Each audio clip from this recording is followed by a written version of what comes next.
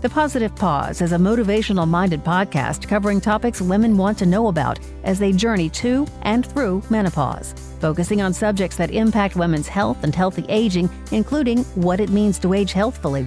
The Positive Pause features experts and influencers from a variety of industries and specialties. The information and opinions expressed on the Positive Pause are not intended to replace the services of trained professionals or to provide specific medical advice. To see the National Menopause Foundation's full medical disclaimer, please visit nationalmenopausefoundation.org. Welcome to the Positive Pause. I'm Claire Gill, founder of the National Menopause Foundation. Joining me for this episode is Deborah Maragopoulos, an integrative family nurse practitioner who has spent over 30 years blending the science of medicine with the art of healing to help thousands of people heal from a variety of symptoms and thrive by treating their hypothalamus.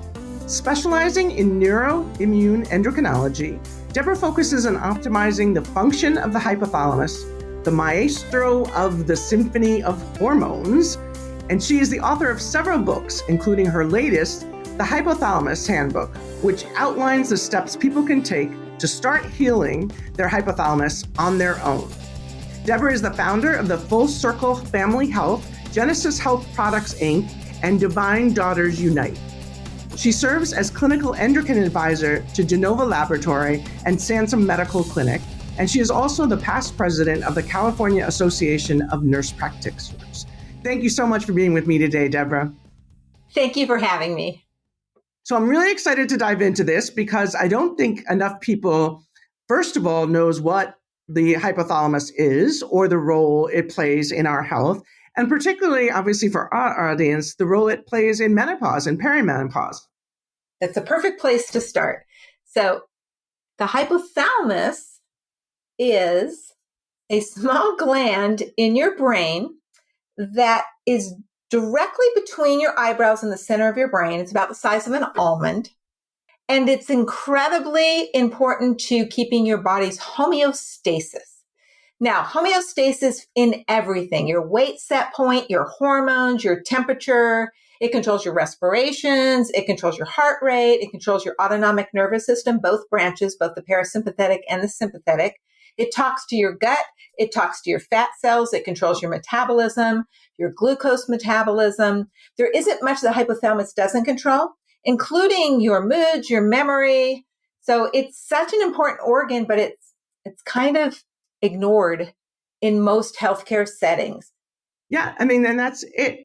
We know so little and understand really so little about our own bodies and how it all functions. And then being able to find clinicians who sort of take a more holistic or integrative approach like you do is also very difficult to find. So I'm glad that we're sort of setting the basics of what it is and what it regulates and how we can do it. So what's the specific influence it might have on the symptoms of menopause that women experience? That's another great question because menopause is kind of like the actual hypothalamic dysfunction, turmoil. So when your female hormones, your sex hormones, estrogen, progesterone, a little bit of testosterone start falling, first progesterone in perimenopause and then estrogen and then by postmenopause testosterone. But in the beginning, when they first start falling, that really dysregulates the communication feedback system between the hypothalamus, the pituitary, and the ovary.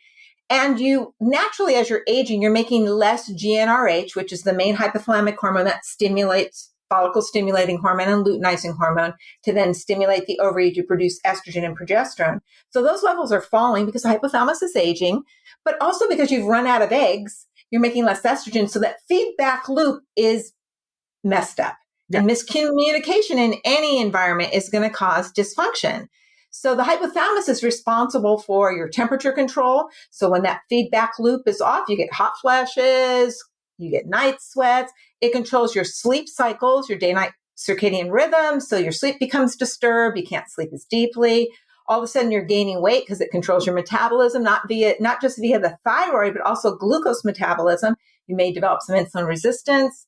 You find that you have brain fog because it's controlling the neurotransmitters that are actually produced by the brain, but it also is a really important part of neurological regeneration. The hypothalamus has the main portal for how your brain regenerates itself. And when that starts slowing down, you're not making new pathways. You can't find the old pathways. You can't find somebody's name or why I walked into the room. So all of these factors that we see in menopause that are really annoying at a systemic level, it's the hypothalamus that's out of balance. It's really funny. So, we joke about the fact that for women, everything it's all in their head. In this instance, there's a good portion of it that is in our head, but it's not in the sense that we normally refer to it as it's just being made up. We think there's something wrong. There's actually something physically wrong and happening. And so it is really important. That must be how that came about, but it's really important to sort of stress that if there really is something physically happening within our brains that is making these symptoms appear as well. So are there other disorders or conditions that might be linked also to an unbalanced hypothalamus? Obviously the menopausal symptoms, but what else? Low thyroid. We have central hypothyroidism, which is very common. Lots of people have thyroid symptoms, low thyroid symptoms. They're gaining weight, they're tired all the time, they're constipated, but their hormone levels, TSH, T4, and T3 look fine. So they're told there's nothing wrong. But when you're looking at it with a hypothalamic lens, you can see that the TSH, T4, T3 aren't balancing each other in that negative feedback system. And that's central hypothyroidism. Very, very common. Central adrenal deficiency, incredibly common. That's where we call adrenal fatigue, but it's really centered in there's nothing wrong with the adrenals. It's the feedback mechanism that's messed up between the hypothalamus, pituitary, and adrenal or HPA axis. When you're overweight and you've done everything lifestyle-wise, you're exercising, you're dieting, you've got a great mindset, and you still can't lose that weight, that's hypothalamic. The anti-obesity drugs are targeting hypothalamic GLP receptor agonists. That's what they are, and it's in the hypothalamus. Okay. So there's so much mood disorders, dementia, attention deficit disorders, autoimmunity, you name it. There's very little that the hypothalamus does not affect because it's the maestro of it all, not just the hormones, but all the biochemistry, all the communicators. Right. So how do we then identify, how do you know if there's an imbalance in it? What is kind of the process, or what are the questions that listeners should maybe ask their healthcare provider if they're concerned that this might be, again, something that's happening within their bodies? Well, one of the reasons I put together my Hypothalamus Handbook is to actually give a whole questionnaire. It's in the handbook for the patient to look through and say, check it off. Okay. So not just the questions of what are my symptoms right now, but if you've had a traumatic brain injury in the past, sometimes you don't even know you've had. I see like horseback riders or cyclists that I bumped my head. I didn't think anything of it. But did your periods get irregular after that? Did you start having weight issues? That was hypothalamic issues right there. So there's a lot of history questions, there's medical questions that we ask, and then there's symptom questions. Because the hypothalamus controls so much, the symptoms are really wide. So your medical provider really needs to have those lenses on that say, I should look at the hypothalamus, but we can't measure the hormones from it. So they have to be kind of a medical detective. So the way I do it is I look at the certain blood work that's looking at the endocrine feedback pathways and try to get a gist of, is the hypothalamus potentially involved? And I've already matched up their symptoms and their history to see that that's what's going on. So it does take some medical detective work. It's kind of like field biology, passing, and I see some scat on the trail. And then because I'm a biologist, I know it's coyote scat and I can see what it's been eating and if it's an estrus, but I didn't see the coyote. So the hypothalamus, I'm not going to be able to see the hormones for the hypothalamus, but I can see its footprint, its imprint in the body and actually make that diagnosis. So in a way, too, this is sort of that area where you need someone who's sort of, as you've framed it as someone who's looking through that lens, but you really need someone with the integrative knowledge to be able to say, oh, this is what I do, right? And this is what I'm looking for in patients. And so being able to, not your everyday clinician might be able to do that detective work, as you said. No. And it's going to be a while before this word spreads. I feel like I'm like a pioneer in this because I've been doing this for 30 years, okay? Focusing on the hypothalamus, developing lifestyle treatments, nutraceuticals, and trying to educate.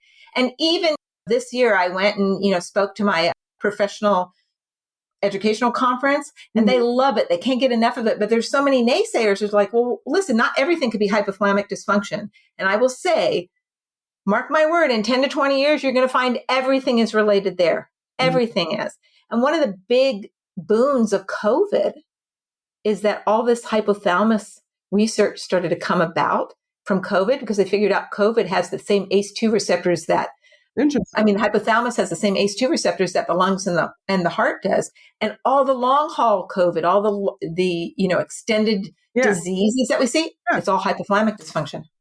Interesting. It's so fascinating to me that, again, like in 2024, how little we really know about some of the systems of the body. And, we've talked about, like I've said on this podcast before, it's fascinating and frustrating to think about how little we know about the ovary and the ovary function.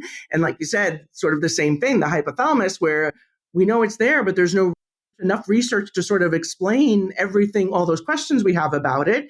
And it's good then that, unfortunately, the circumstances for how it came about with COVID, but it's good then that people are starting to do more of that research and looking into the hypothalamus. So, well, there's a lot of research now. I Google hypothalamus, and so I get research in my email box all the time. And there's so much more research than there was when I first began this, even than there was 5 years ago. I mean, it's incredible.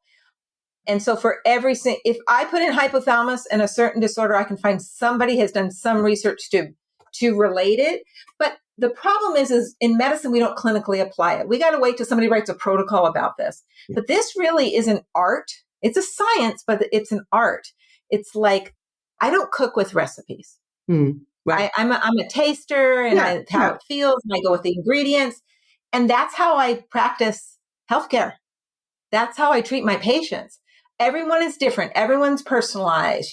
Do I need a little more salt here? A little more, something more sour? I mean, it really is learning about what's going on. So the more I can educate the patients, and then in my book, I also included some education for healthcare providers. So I wrote up a whole section for them, the way we think, etiology, pathophysiology, what's the ICD-10 coding, the whole thing. Here's the blood you want to order, and here's what you're looking for.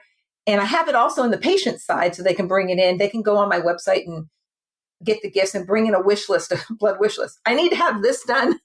Yeah. and this is how you need to read it, by reading the book, this to educate people, like get started, just practice with this. Your patients need your help. They do. And I think we're seeing that more and more, obviously, in healthcare. We have a much more informed patient population. Yes. It's good. I was drugged, that I know just enough to be dangerous. And so that is something to consider too.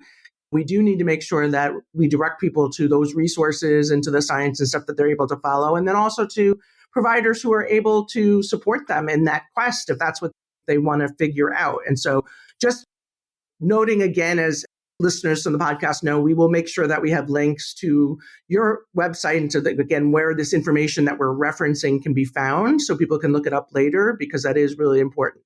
Okay, so say we have identified, you have a patient, I'm a patient, you've identified that I do have issues with my hypothalamus, then what can be done about it? Well, and that's the other reason why medicine kind of looks at it like we don't want to even deal with this, because there's very few drugs that we've developed to treat hypothalamic issues. Okay. The anti-obesity drugs are really kind of the first. Okay. So to treat hypothalamic issues, and only the one issue. Right. So, and it's not complete. So it really is, the hypothalamus is very responsive to your lifestyle, and it's super responsive to nutraceuticals. And one of the reasons for that is the hypothalamus is not protected by the blood-brain barrier. So everything that you eat, all the toxins you expose yourself to, all the viruses you get, everything is communicated back to the hypothalamus. And it actually drives your hunger and your satiety and what you crave by what you're missing in your diet. Like it's telling you, okay, we need this element. You need to eat this. You're rarely going to crave a supplement. Okay. Like iron pills, but you may crave lots of spinach or red meat or something when your iron's low. Okay. And that's your hypothalamus saying, we're missing something here. And I need you to we need to fill up our stores here. Interesting. So it is, one, paying close attention to those signals that we're getting, right? That we're starting to identify. Because even, being able to work with a healthcare professional like you who knows and understands it, being able to sort of say and identify in conversations and intake with you, hey, here are the issues I'm having, not just symptomatically, but also then what are those nutritional triggers that we might be getting? What are those sensory reactions we might be having? Absolutely. All right. Okay. That's good. And then, so again, the idea that balancing nutrition and supplementing or supporting those nutrients that we're missing can help us rebalance the hypothalamus. That's right? part of it. I have actually 5 pillars. So nutrition is one of them. And one of the healthiest diet for the hypothalamus is probably the Mediterranean diet. It's got the right kind of fats. It's got enough protein for your lean body mass. Like everything else, right? We know what we're supposed to do. Great complex carbs, fruits and veggies, very colorful, antioxidant rich, healthy fats in terms of, extra virgin olive oil. So that is basically the easiest diet to follow to help your hypothalamus. And then you got to get sleep. And if you have poor sleep hygiene, you really mess up your hypothalamus. So you've got to turn off the lights, get off the screens after dusk, set a nice sleep routine. So your hypothalamus starts recognizing it's time to move into nocturnal mode. And then you gotta have some activity. Without exercise is key to keeping the hypothalamus young. The hypothalamus has cilia in it on the glial cells, the cells that actually rejuvenate the brain and rejuvenate the hypothalamus that are very, very activated by activity and exercise. And when you become sedentary, you even become hospitalized and you're in bed all the time and you can't move, or you've had an accident, your hypothalamus starts aging rapidly.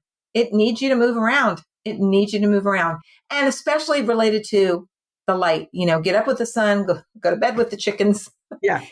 Yeah, it's very light sensitive. And then you have your nutraceuticals. I mean, there's a few that are really, really important. Certain amino acids have been studied to help the hypothalamus. We know that the hypothalamus is very responsive to phytonutrients, which are basically from plants. Mm-hmm. We also know the hypothalamus really especially loves the sea vegetations because the mineral rich, and also certain fats are really, really healthy for the hypothalamus. So it's hard to put it all together. Sometimes I can't eat as well. And I literally, looking at my patients back in 1998, 99, I started my integrative practice the year 97.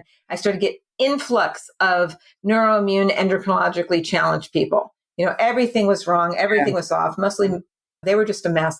And I was doing all the integrative treatments with them. They wanted off their meds and do something natural, but I'd send them home with bags of stuff and big old lists of things to do. And I thought, I can't do this, what I'm asking them to do. I need to simplify this. And I'm still not getting to the root.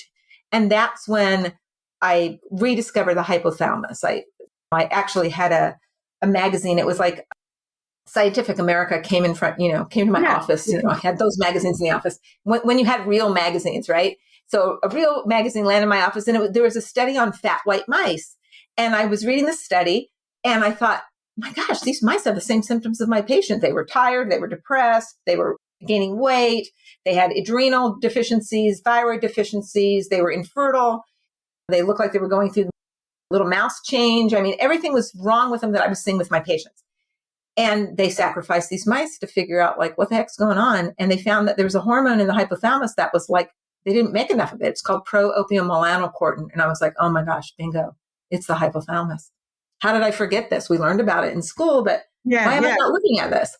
So I try to do research. Back then there was no, you couldn't Google and everything. So I'm doing the best I can with research, and I can't find the answer. And my firstborn child was born intersex, and I had to literally go with my intuition. And that's how come I got into hormones in the first place. So this child is I'm 13, 14 years old, rubbing my shoulders Mom, I really need to use the computer. What is holding you up? I'm I can't figure this out. And they said, why don't you just go to sleep and set your intentions to dream about the answer? And I dreamt a formula. I dreamt a nutraceutical formula. I had the same dream every night for 3 months. And I would wake up in the morning and write everything. It took 3 years to finally formulate it. And then I had patients lining up I want to try it. I want to try it. Yeah. It's been miraculous, actually, to be able to feed the hypothalamus and watch as these people were healing. Mm. Now, in terms of menopause, I really believe I delayed my menopause by taking my nutraceutical. Really? Yes, because my mom went through the change in her mid 50s, about 56. And I know that intimately because she came to me for healthcare. My sisters all went through the change in their mid 40s. Yeah. Now, I started taking my Genesis Gold at about the age of 38. And I had hypothalamic amenorrhea, which means like runner's amenorrhea. You don't get periods because you're too thin and you're exercising too much and you're too stressed. So I hadn't had a period that was not induced by hormones since I was 14 years old. Wow. So and so I stopped all my, I was taking bioidenticals. I stopped my bioidenticals. I stopped all my supplementation, just started taking my hypothalamic nutraceutical. And within 2 months, I had periods. I had regular periods till about mid 50s, just like mom. Wow. And then I went through the change. It's fascinating to me again, like when how much we do need to know, and then how important so many of the nutritional exercise aspects are. It shouldn't be a surprise given that every single thing we're told is it really matters what you eat and how you eat it. And what you do, how you're living your life. And then exactly what your activity level is, those kinds of things, the sleep component that you mentioned and how that sort of messed it up. So I'm curious about a couple of things because I know we're talking about, obviously the menopausal symptoms, and that makes sense, right? Yeah. Because of all the dramatic hormonal changes that are happening. You said the communication's off with the hypothalamus. What about when we were talking about that sleep regulation, you were saying, up with the sun, whatever. So do people who are like shift workers then, do they? Oh, yeah. Their hypothalamic dysfunctions looks like metabolic syndrome. They often develop insulin resistance and centralized obesity, so more around their middle, get that visceral fat going on, the fatty liver. And it's because their hypothalamus is so dysregulated. I mean, there are in our species, are some genetics that actually favor being the night watcher, but there are very few of us. Okay. And not all the night watchers of the villages got nighttime jobs. Yeah. Okay. Yeah. So most of us need to be daytime. We need to get up with the sun, do most of our activity during the day, and go to sleep at night.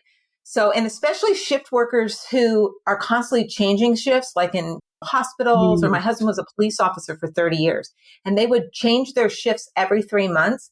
And it would take me like and this was before I even understood about the hypothalamus, but I knew this was going to hurt him in the long run.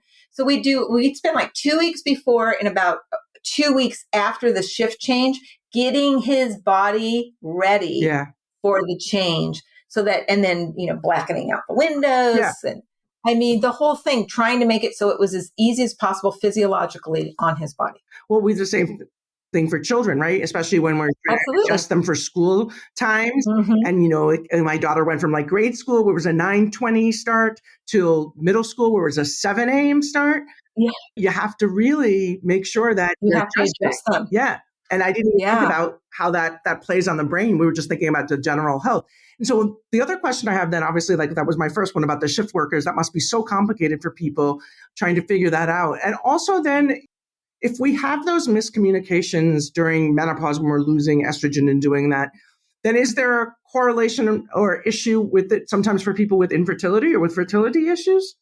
Oh, absolutely. Like that hypothalamic amenorrhea that I had induced by too much exercise and low body fat, that is hypothalamic dysfunction. It's absolutely hypothalamic dysfunction. I got to tell you, I used to do a lot of infertility work with my patients to the point, I'm old fashioned, like doing postcoital tests, and they come in very old fashioned. All the men have to give me a semen analysis. I don't just focus on the women. It was couples therapy. And then once I started focusing on the hypothalamus and my nutraceutical was available, I started saying, let's feed your hypothalamus. Let's get you healthy from the inside out. And then we'll do more work if we need to. Yeah. And knock on wood, I have had to send like less than 1 out of 100 of my previously infertility base to infertility specialists. Oh, that's good. They straighten out usually within 3 to 6 months. So we really have blocked fallopian tubes. We need to figure that out. Or there's, even sperm counts will increase. They'll say, I don't have any hope. Like, let's just feed you first. Before we get crazy with a bunch of drugs, let's just get the hypothalamus talking to your testes, talking to your ovaries. Let's see if we can open up communication. It's kind of like talk therapy in a biochemical way. Biochemical talk therapy. That is something we can all understand. I love that description. That's awesome. yeah, let's talk. Let's just have a conversation here. Like, Yeah. what have you been doing? That's So great. yeah, and it works. So in fact, I've been kind of getting my practice a little bit less and less. I'm 63, so it's like soon I'm going to want to retire. My husband's retired since 2012, so it'd be nice to like kind of slow down. But I really have seen such a difference with the nutraceutical and then educating people with the books. And I provide like healing groups that I have that I run and things like that, just to help people out and guide them, kind of coaching with a real medical bend. It's people are healing themselves when they do the things they need to do. Yeah. One of my hormone healing circle members, her hemoglobin A1C was so high. She's menopausal in her early 60s. And, she was in the diabetic range, and we were doing everything we could. And I said to her, as well as you eat and as active as you are, you need to bump up the activity, and we need to really put you on a strict insulin resistant diet. And she couldn't take the metformin. She couldn't take the berberine. Everything was causing symptoms. So she just focused on the hypothalamic support and really focused on that. And her primary care doctor was shocked because her hemoglobin A1C dropped into way great levels in just 3 months. But she did it. Everything she ate, she was super careful, and she really increased that activity, and she focused on her sleep. She did all the pillars. She took her Genesis Gold. She was really, really focused on it.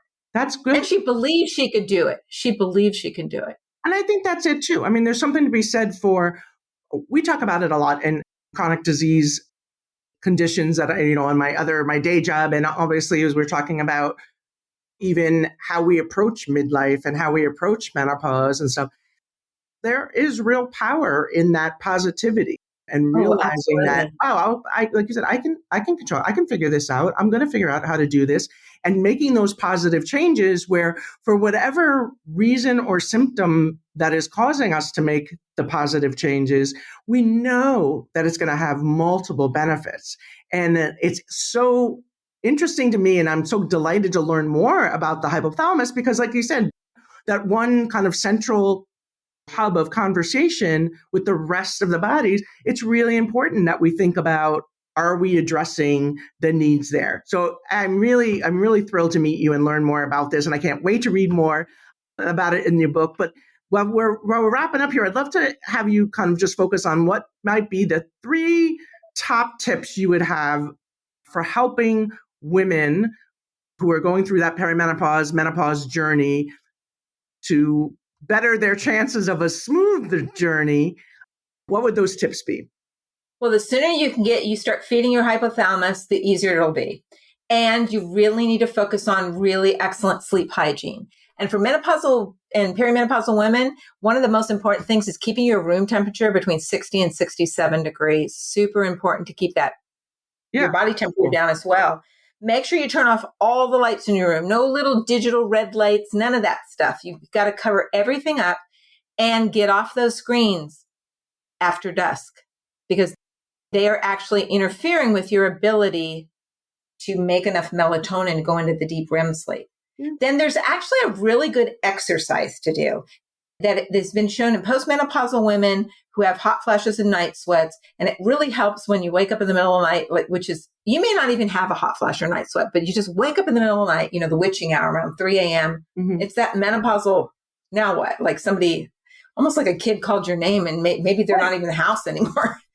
So it's a contraction and relaxation exercise where you basically start contracting your muscles from your toes all the way up your body very slowly, all the way up to your head, your arms, everything. You hold it for a few seconds and then relax from the toes back to the head. It's a wave.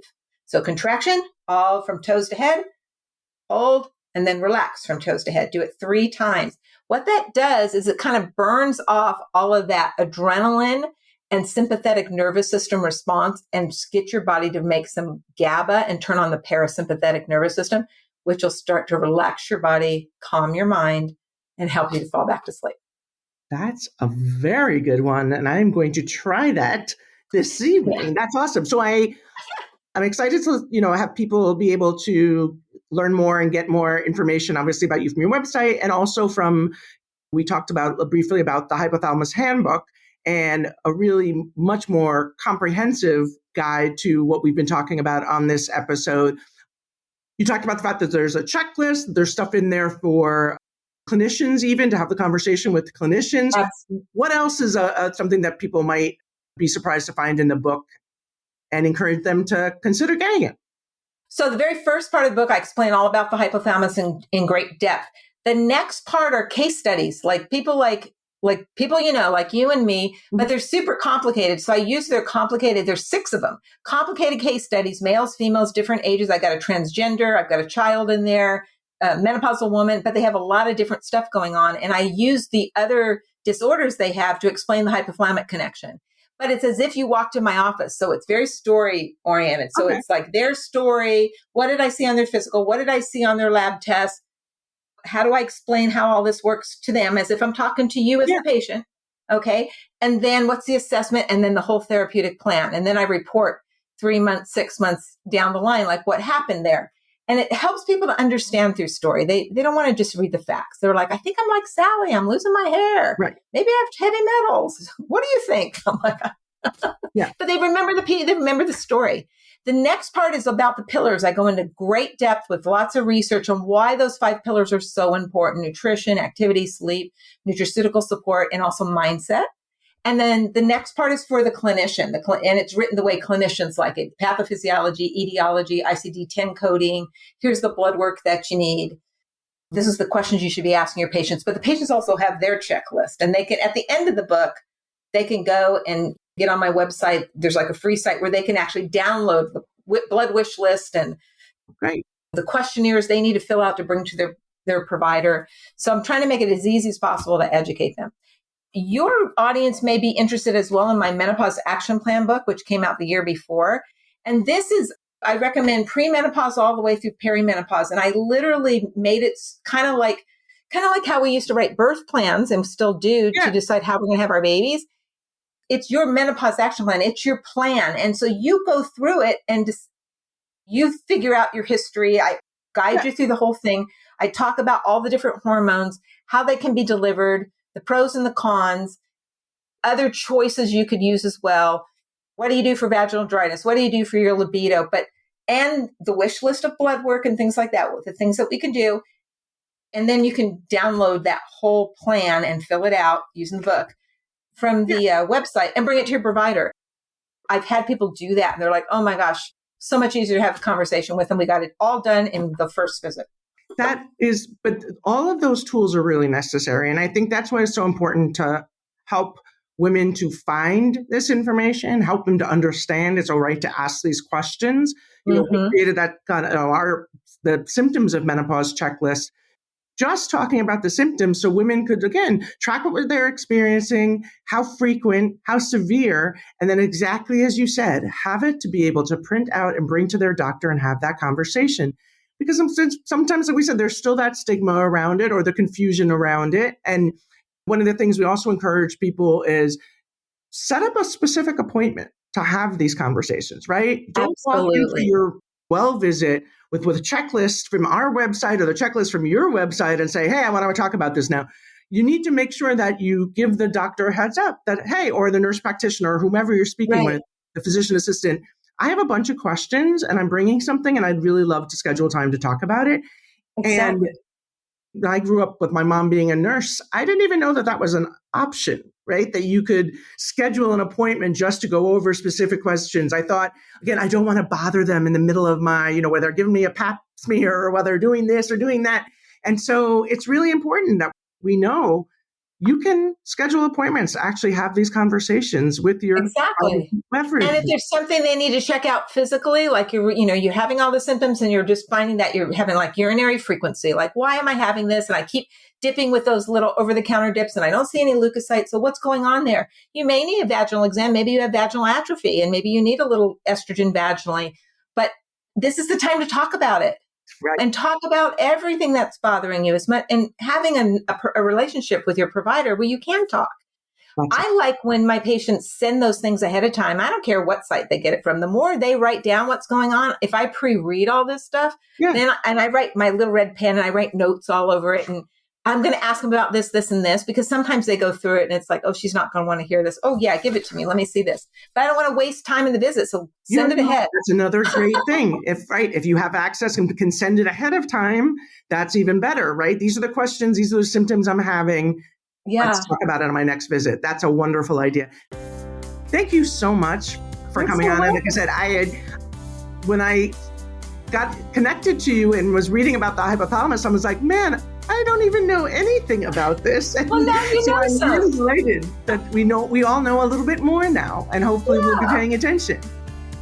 Well, thank you so much for having me. Yeah, so we will definitely, as I said, include all of this information and resources, including the Menopause Action Plan Guide, the Hormone Reboot Training with the notes of this episode, so everyone listening can be able to get access to them. And I hope you've enjoyed this episode as much as I have and learned something too, as I had. So please subscribe to the Positive Pause podcast so you never miss an episode, and share this information with your family and friends. Thank you again to my guest, Deborah Maragopoulos, and thank you for listening. We hope you'll tune into another episode of the Positive Pause.